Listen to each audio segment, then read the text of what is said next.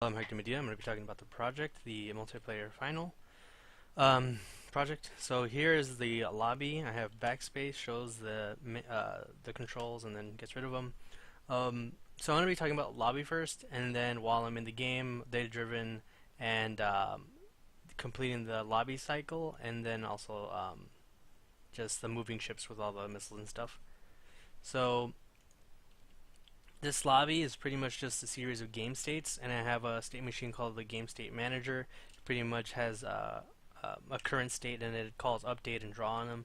And each one of these different kind of states are their own thing. Um, okay, so I'm going to go into a game. In terms of completion, I have the lobby done, the data-driven. I pretty much have the whole thing done. So right here I'm showing that the data-driven does work. I have an input and the output queue, so this is all through the data-driven stuff, sending messages. I have the missiles working and the collisions working, as well as the bombs, so I'm going to keep spamming them just to see that you can't put more than 5. And then I also have the same for the client. The missiles work, bombs work as well. The only special note about data-driven stuff is that pretty much everything was kind of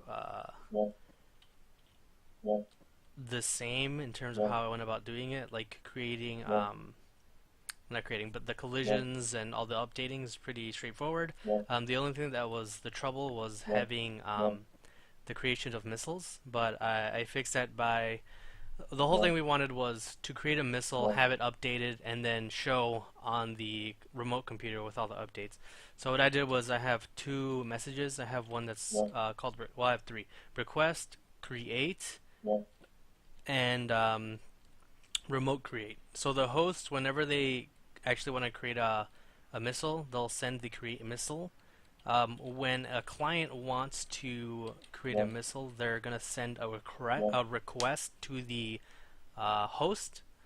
So what the request does on the host side is, once the host receives the message, it is going to create a missile then and there, once it's being processed in the input queue, locally. And it's also at the same time going to send an out message saying remote missile create on the output.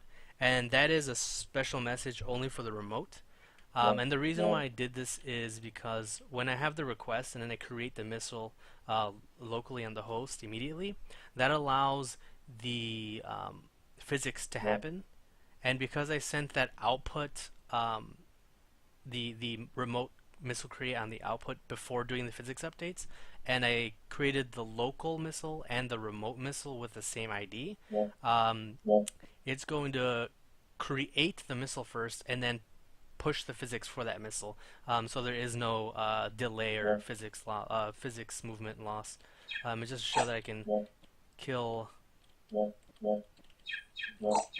all these and go to the next state.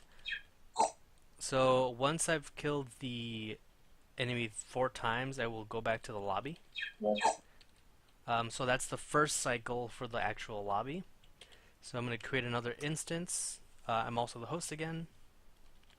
So here we go, missiles still work, bombs still work, both clients still work.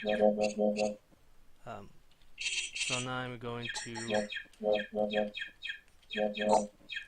kill the enemy again 4 times to show that I can complete the full 2 cycles.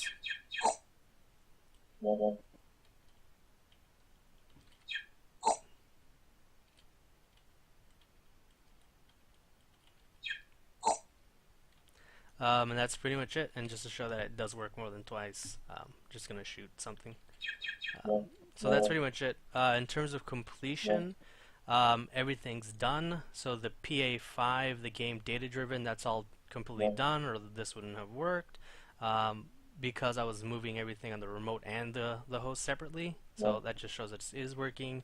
The PA6 is a lobby. I've shown that it works from the beginning to the end, and it does the complete cycle without causing any crashes.